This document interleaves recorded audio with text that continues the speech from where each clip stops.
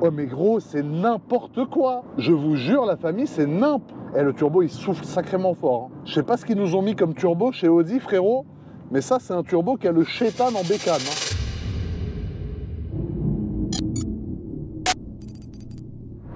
La famille, les amis, bonjour, j'espère que vous allez bien. Nous nous retrouvons aujourd'hui pour une vidéo tout simplement exceptionnelle parce que j'ai une grande nouvelle à vous annoncer. Premièrement, je compte sur vous pour poser votre like sur cette vidéo. On se retrouve aujourd'hui du coup pour une vidéo extrêmement aberrante. Pourquoi une vidéo aberrante, me diras-tu? Tout simplement parce que j'ai reçu une nouvelle voiture dont je vous ai parlé il y a quelques temps. Iron vous met quelques extraits en vidéo maintenant. J'ai commandé la RS6 GT parce que tout simplement, pour moi, c'est une page de l'histoire qui se tourne. Et c'est une voiture qui va me coûter 236 514 €. Et du coup, cette voiture que vous venez de voir à l'écran est enfin arrivée. Alors, je tiens à remercier le groupe Second Automobile à Monaco, bien évidemment, comme d'habitude. Je tiens à remercier Audi France de m'avoir livré la première des RS6 GT qui a été livrée en France.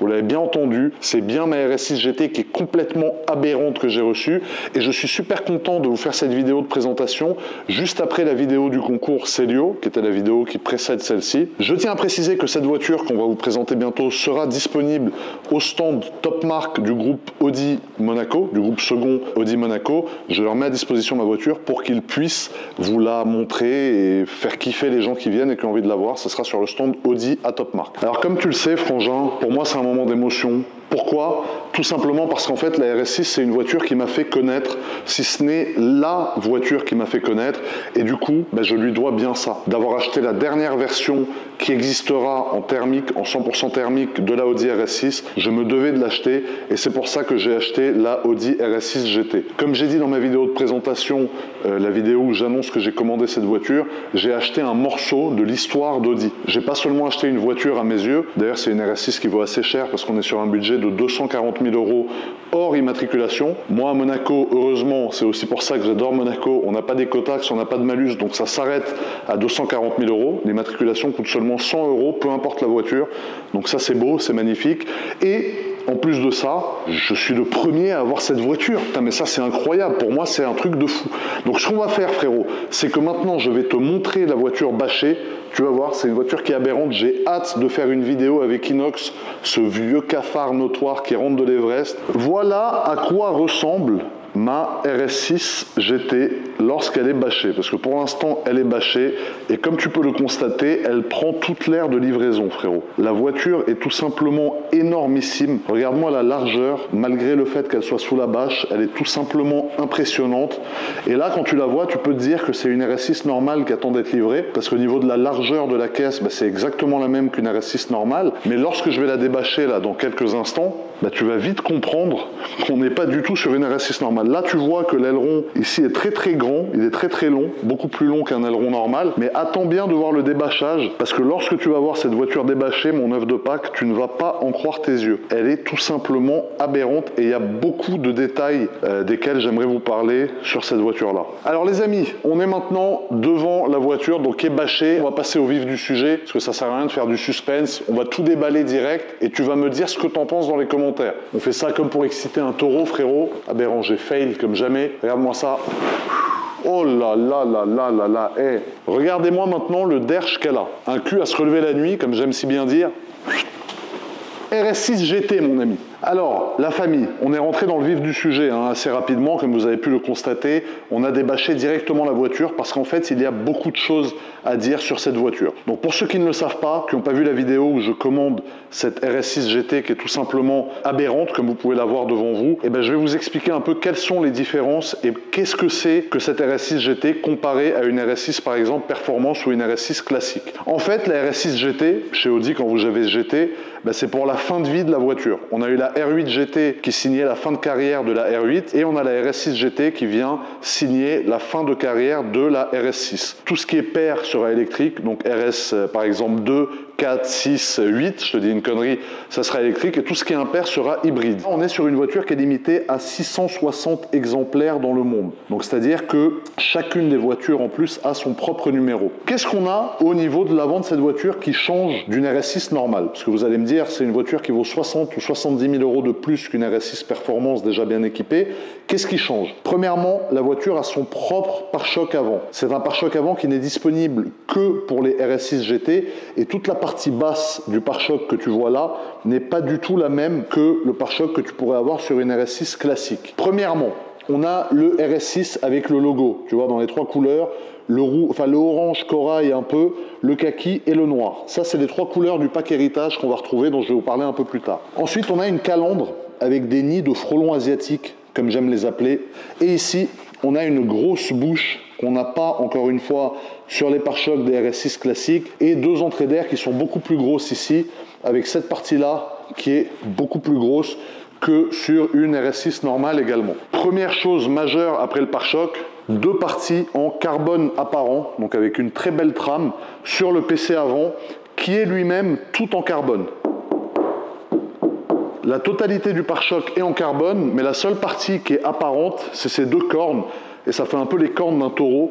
C'est-à-dire quand tu vois la voiture arriver, tu te dis mais qu'est-ce que c'est que ça? Elle est tout simplement très énervée. Ensuite ici on a les feux qui sont exactement les mêmes feux qu'une RS6 classique, donc c'est des feux Matrix LED.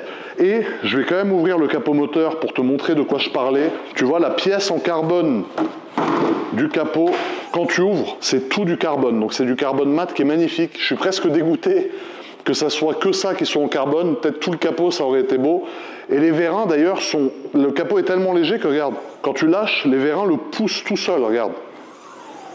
Voilà, parce qu'il est tellement léger comparé à un capot d'origine. Pour ce qui est du moteur, tant qu'on y est, on garde le V8 de 630 chevaux et 800 et quelques newtons. Donc c'est la version la plus sympa de la RS6. Certains vont aimer cette config, d'autres vont détester. Moi personnellement j'aime bien parce qu'il y a un côté rétro et très moderne en même temps. La forme des jantes par exemple, si on la prend, est rétro. Ça veut dire que cette jante là, si tu oublies qu'elle est blanche, ça fait un peu rétro, ça fait un peu historique, ça fait un peu à l'ancienne, ça fait moins agressif que les jantes d'une RS6 Perf par exemple. Mais le fait qu'elle soit blanche, un blanc pétant, on dirait de la céramique blanche tellement c'est magnifique, avec l'inscription GT que tu as là, et bah du coup ça modernise un peu le tout, tu vois. Tout cela avec bien évidemment un freinage céramique de série, parce que c'est la version la plus luxueuse de la voiture, il fallait quand même qu'elle ait des freins céramiques. Et là, sur l'aile, qu'est-ce qu'on a ? On a tout simplement le sticker du pack héritage. Le sticker du pack héritage, qu'est-ce que c'est? C'est un pack qui valait, je crois, 7 000 €, je vous l'ai dit dans ma vidéo de présentation de la commande. Et c'est un pack qui est disponible, de sticker qui est disponible uniquement sur la voiture de couleur blanche. C'est-à-dire que si tu as la voiture en noir ou en grinardo, qui étaient les deux autres couleurs disponibles sur cette voiture-là, tu ne peux pas avoir les stickers de cette couleur. Donc on a du orange un peu passé, tu vois, on a du kaki et on a du noir. Et à côté de ça, on a du carbone. Et à côté de ça, on a un autre rouge sur les étriers. Donc certains ont trouvé que ça faisait un peu olé olé. Mais en fait, ça vient rappeler la Audi Quattro que Iron vous met en ref maintenant sur ma voix. Donc vous voyez, vous avez une photo avec les deux côte à côte. Et on voit clairement que la GT dans cette config va rappeler la Audi Quattro qui est juste à côté, qui est un modèle historique et qui est un modèle très important pour la marque Audi. Donc là, on a un pan de l'histoire de Audi, frérot. Rétro-carbone. On a une insertion, une extraction d'air ici, avec l'inscription GT dans une police très sympa. Et ici, je ne sais pas si vous le verrez à la caméra, mais c'est tout du carbone mat. Tout l'intérieur de cette extraction d'air est en carbone mat. Donc ça, c'est quand même quelque chose. La jante arrière, qui est une roue directrice, et vu qu'elle est blanche, c'est drôle parce que quand tu tournes et que la roue arrière tourne, ça se voit vachement. Donc c'est très impressionnant. Avec les disques et le freinage, bien évidemment, céramique. L'inscription GT, au cas où tu as oublié. Au cas où, si jamais quand tu la vois comme ça, tu n'as toujours pas compris que c'est une GT, c'est écrit sur la jante, frérot, donc tu peux dormir tranquille. Et ensuite, nous arrivons sur la face arrière de cette voiture. Alors la face arrière de cette voiture est très impressionnante, c'est là qu'il y a des gens qui aiment un peu moins. On a ce double aileron. Donc tu vois là, tu as le béquet d'origine que tu aurais sur une RS6 normalement, et par-dessus ce béquet, Audi est venu mettre un double béquet. Donc moi je trouve ça magnifique. Moi, il faut savoir que j'adore cette voiture, que déjà je suis un fan de la RS6, mais que la GT, qui est quand même la version ultime de la RS6, je suis un grand fan. C'est d'ailleurs pour ça que j'ai acheté, bien évidemment. Donc on a un double béquet ici, on a le pack Black Line, comme ils aiment appeler chez Audi, donc tout noir sur du blanc, c'est très sympa, ça ressort bien. Ensuite on a un diffuseur qui est propre à la RS6 GT. Donc comme tu peux le constater ici, tu vois, le diffuseur est vraiment un diffuseur qui est utilisé uniquement pour cette voiture. On a les mêmes sorties d'échappement qui sont reprises de l'origine, avec une ligne qui est quand même plus bruyante que sur une RS6 d'origine. Et on a cette bande rétro-réfléchissante qui va vraiment faire venir penser au sport auto, tu vois, que vous avez ici. Il y a un parapluie Audi qui est offert avec la voiture. Il y a le coffre électrique, étonnamment, tandis que sur les RS3 Perf, il n'y était pas. Mais en revanche, il y a une option qu'il n'y a pas, et moi ça ne me dérange pas, au contraire, parce que ça fait sportif, c'est le soft close. Il n'y a pas de soft close sur cette voiture, probablement pour des raisons d'économie de poids.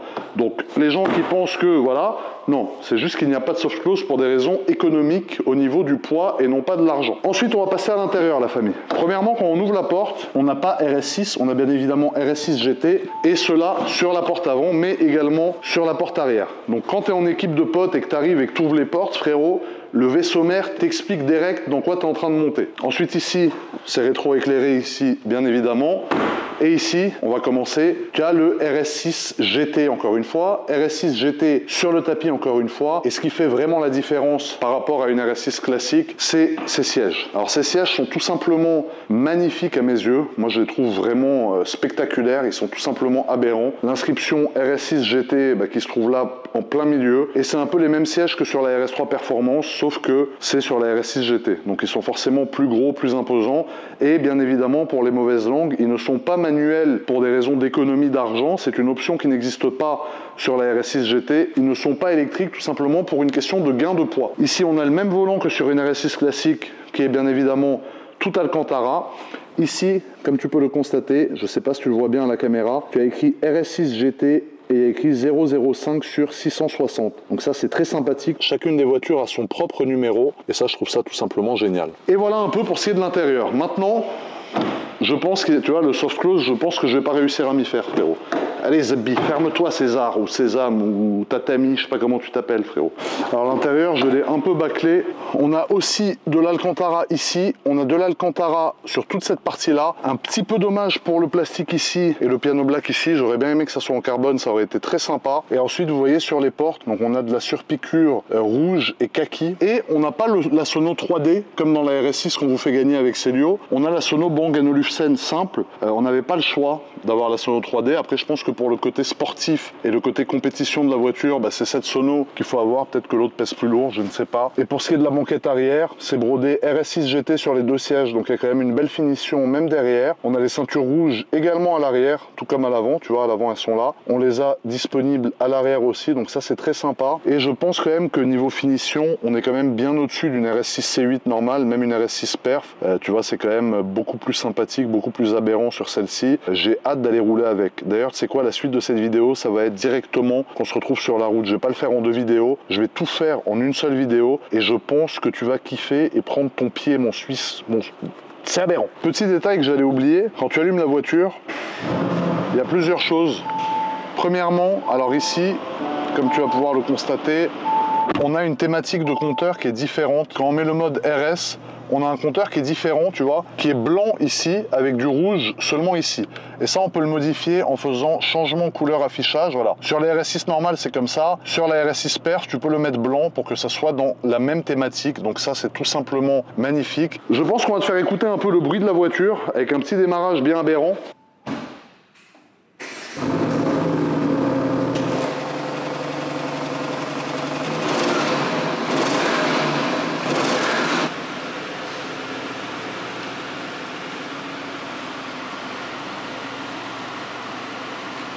Bon les amis, premier tour de roue en RS6 GT. Alors je suis super excité. On est vraiment, pardon, excusez-moi, un jeune numéro allemand aberrant qui m'appelle.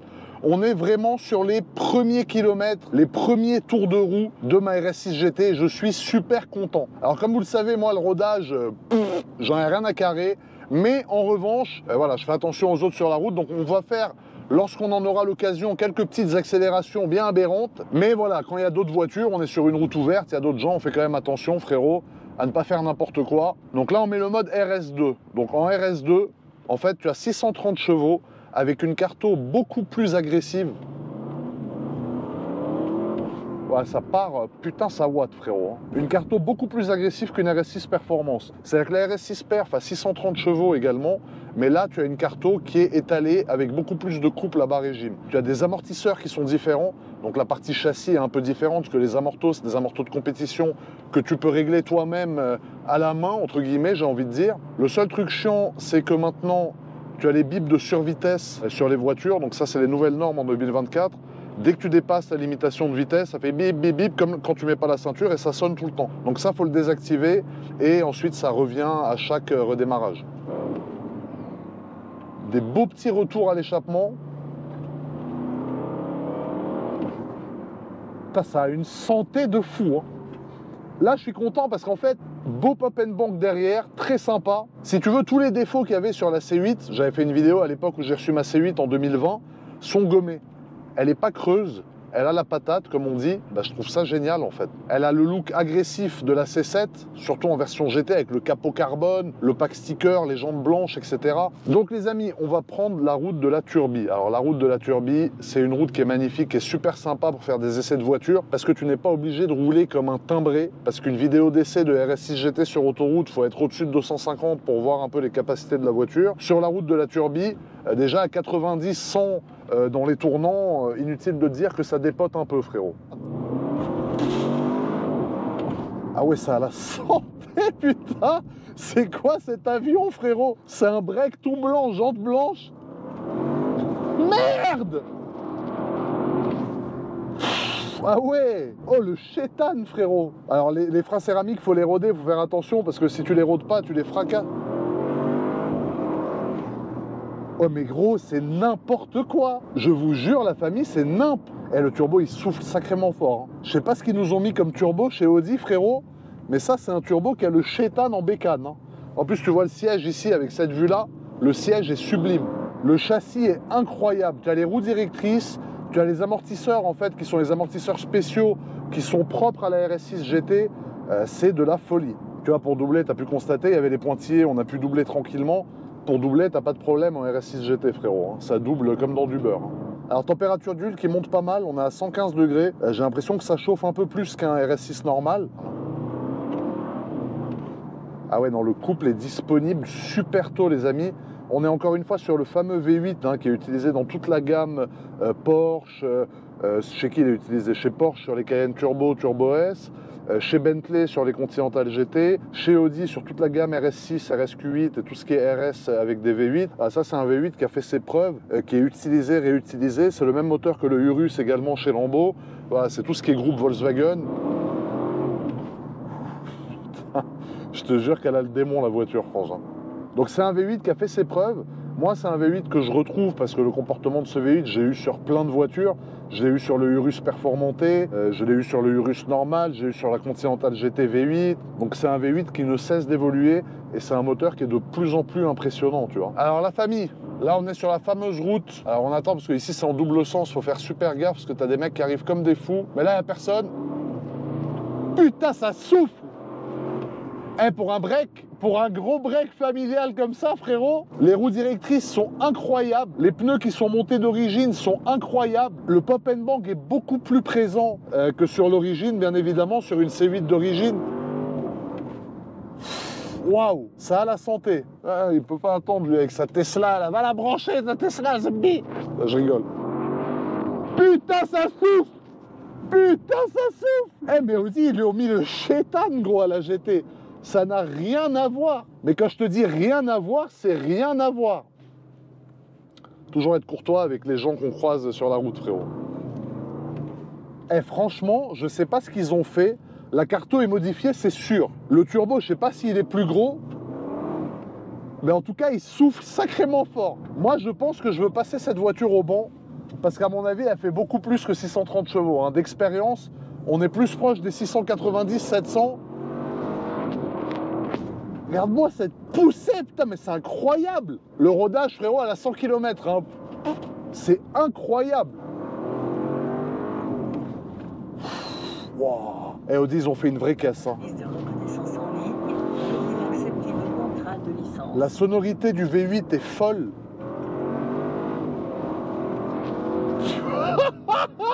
C'est quoi ce monstre? Ah non! C'est incroyable! Ah putain, c'est fou!